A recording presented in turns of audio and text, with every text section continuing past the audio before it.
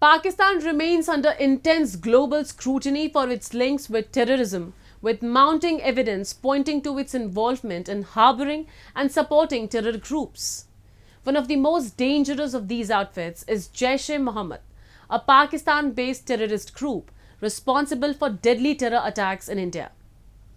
Jaish's actions not only threaten regional stability but also raise serious questions about Islamabad's commitment to counter-terrorism efforts.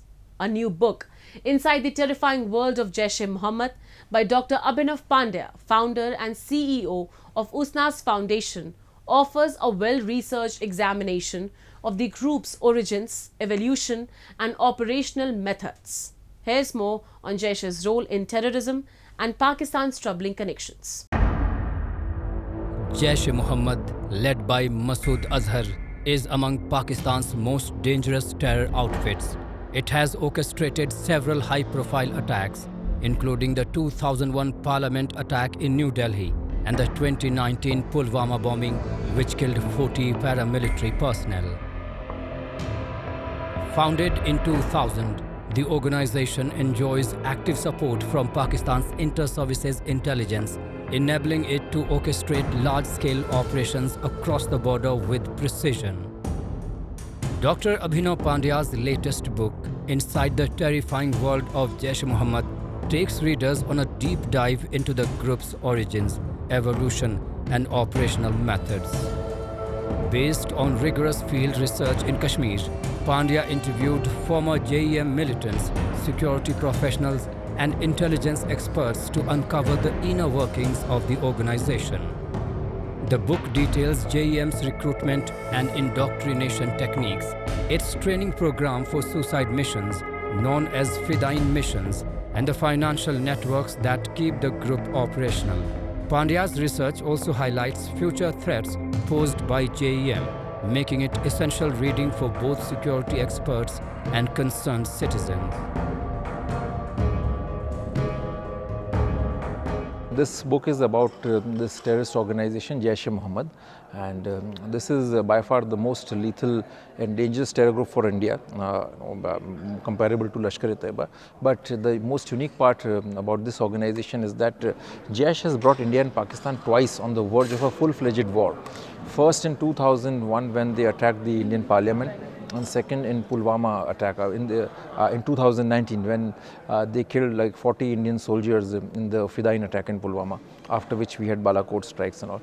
And then Jaish specializes in Fidain attacks, so it's a master of Fidain attacks, And so I thought that, this organization has not received much attention in the academic world and the think tank world.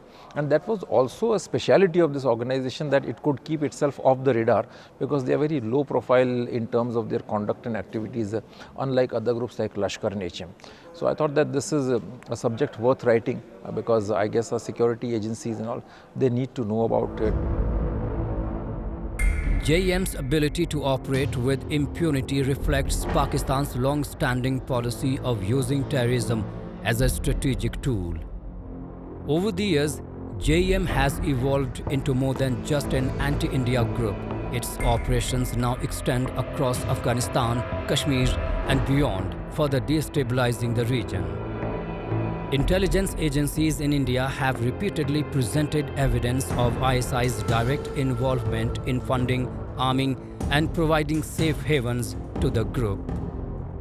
The connections between JEM and other terror outfits such as Lashkar-e-Taiba and the Haqqani network further complicate Pakistan's role in regional security.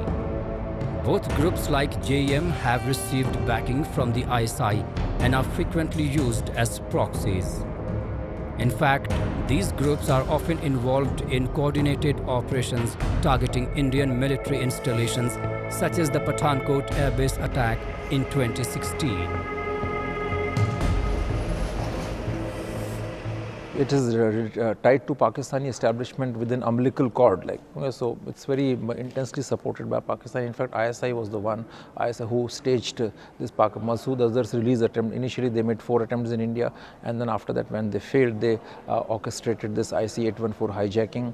When Masood was released, he was warmly received in Afghanistan, and then he was paraded as a hero in Pakistan. Then he started Jaish-e-Mohammad, and Masood Azhar and his family controls this whole organization, and ISI supports them in many ways, in terms of funding, and in terms of protecting their assets, in terms of logistics, training. So definitely there are very strong connections.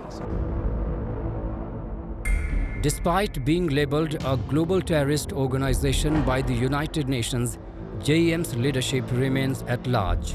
Masood Azhar, its elusive founder, is suspected to be frequently relocated within Pakistan to avoid international scrutiny. Pakistan's anti-terror crackdowns, experts say, often appear to be cosmetic, timed to coincide with international summits or to avoid backlisting by the Financial Action Task Force. India has repeatedly raised concerns about Pakistan's complicity on global platforms, demanding the dismantling of terrorist networks operating from its soil. However, these demands have yielded little change, with groups like JEM still operational. Dr. Pandya's book warns that the threat from Jaish-e-Mohammad is far from over. JEM's training programs and indoctrination methods remain active, and the group's collaboration with other extremist outfits only increases the risk of future attacks.